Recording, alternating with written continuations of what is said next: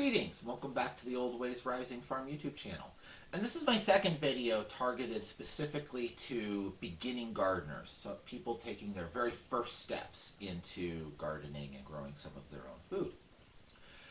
In this installment, I want to talk about the soil. You'll oftentimes people say that there is no dirt. Dirt is what gets under your fingernails when we're talking about soil in the garden.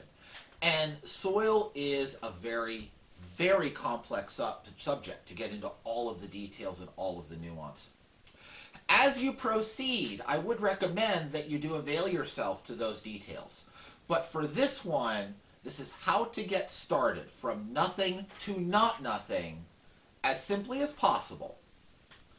Now, this is kind of a dangerous thing to attempt because this is YouTube. Somebody from, the first person who sees this could be from New York here in North America where I live. The second person could be from South Africa. The third person could be from Hawaii. And those are radically different soils. So know that this is an oversimplification, but it will get you started in the right track. Okay? In soils, there's kind of three key things that we talk about in terms of general properties of the soil. Soil texture, soil structure, and soil pH. Okay? Soil texture is your sand-silt-clay ratio. Soil structure is how those three things interact with each other and with the organic matter in the soil. And then soil pH has to do with how much H plus or OH minus ions are present. But you don't need to worry about those ions and concentrations too much. Unless you're gardening on an acid spring on the side of a volcano, there's not enough acidity or basicity for the free ions to really be messing with you. What they will do is change how the plants interact with the nutrients that are present. We'll talk about that at the end. So starting with the first of those, soil texture, sand, silt, clay. Sand and silt are very easy draining, but they hold virtually no nutrient or water. It just goes right through. Okay? Clay holds more nutrients and no more water than anything else, but because of the quirks of how clay crystal plates arrange themselves, they hold it so strongly it's unavailable to the plants. Water everywhere, nary a drop to drink. That's the problem with clay soil. Okay? Organic matter is kind of in between the two. In between the sand and the silt and the clay. It's faster draining than the clay. It holds water and nutrients better than the sand, but not as well as the clay. Now, when you mix all of those things together, something magical happens, and you get little aggregates formed, which allow the mixture of all of these things to hold water and nutrients very well, and allow plants to access the water and nutrients that they're holding. Okay? So you need a balance of these things. If you have too much sand, you don't go add clay, you add organic matter, so it can interact with the sand. If you have too much clay, you don't add sand, you add organic matter, so that it can interact better with the, so it can loosen up and free up some of those water nutrients it's holding already. If you have a perfect ratio, you add organic matter so that they can interact with the organic matter. Do you see where I'm going with this? You don't have to know all of the details to know that your first step is add organic matter. Can you drop can you borrow a rototiller a small patch, and have some success with gardening? Yes, especially if you stick to the easy growing things that aren't real heavy feeders. But what I'm going to recommend you do when you don't know all of the details is before you drop that rototiller or spade it in, get enough compost. Go to the store, buy manure and humus, buy composted cow manure, find a neighbor that has horses. Yes, there's weed seeds and horse manure. I know people will rant about that, but just means you have a little extra weeding to do. There's other ways to deal with that. But find some sort of finished compost. Put about 3 inches on top of the ground and spade it in.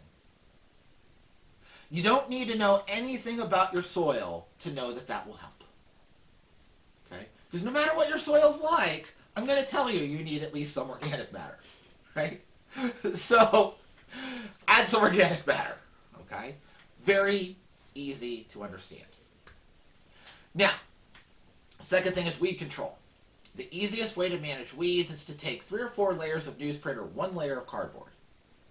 After you spade in your organic matter, spread that across the top and then put a layer of mulch. What is mulch? I don't care. Don't overthink it. Get what's cheap. Okay? Anything that will rot eventually is good mulch. I don't care what color it is. I don't care if it's tree bark. I don't care if it's wood chips. I don't care if it's more compost. My favorite would be more compost for reasons that we'll talk about over the course of all the videos on this channel. So get enough compost for 6 inches and you've got both done. If you don't have access to that, get whatever you can get. Even peat moss will be adequate for this mulch. Okay? If you want to sow seeds directly, go with compost or peat moss. You can't sow seeds directly on top of wood chips. Okay? If you're not going to sow seeds directly, if you're going to poke a hole through this mulch layer and through the paper at the bottom, then it really doesn't matter. Whatever you can lay your hands on, get. Okay? One caution: make sure there's no walnut in it. If you're using road crew wood chips, you have to make sure there's no walnut in the mix. You can smell it. Memorize the smell of walnut. And if there's shredded walnut in a batch of free wood chips, you'll be able to smell it. Okay? So go find some walnut trees, pick a twig, crush it up, and memorize that walnut smell. That's important. A year of composting will get rid of all of the problems from walnut. Right? And then it's fine. But fresh walnut can be a problem for about half of the garden plants. So that's the one caution on that. Other than that, I don't care. Just put mulch on it. This is the job of the mulch layer, is to shade the soil so it holds water better, and you won't have to worry as much about droughts. Okay? Now, the third part of this is your soil pH. Here's where you need to make a phone call. If you're in the United States, you have a county extension office, which will be one of the major universities sponsors them, or it's a state-run program. Okay, look up, I am in this county, where is my county extension office? Call them and ask them this simple question: are the soils in this county generally acidic or basic? Okay, if they're basic, do nothing, just mix in the compost. If they're acidic, then before you mix in the compost in the first step, before you spade it or rototill it in, go and get a bag of agricultural lime and sprinkle it over like sugar on a sugar donut, and then mix it in.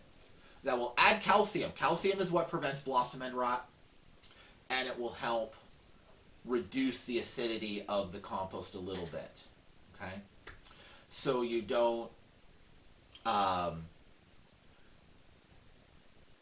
have too much of a nutrient availability problem. I'm going to do a whole series on this channel on soil science, what all these things mean. But the short of the long is, if your soil is too acidic, you can have problems with plants being able to access the mineral nutrients. Okay? As the soil acidity increases, metals become more soluble and mineral nutrients become less soluble. And that can be a problem for a lot of garden plants. It's not free H plus or free OH minus that you need to worry about. Not the ions. It's the effect of the teeny tiny trace amounts on the other things that you care about. So before you fertilize or do anything, if you're in an area that trends toward acidic soils, put down a sugar donut coating of lime before you turn your garden over. Okay? That will get you in the ballpark. Will that get you perfect? No, but it's better. And we're going for better, not perfect. See how it works. Learn from your experiments. And then proceed forward with knowledge of your specific siting context. And learn the rest of the stuff that is out there for you to consume. Okay? So if you enjoy this, please don't forget to hit the like button so that other people can see it in the algorithm. Don't forget to subscribe, and don't forget to ring the notification bell so that you can see the rest of the installments. Have a wonderful day.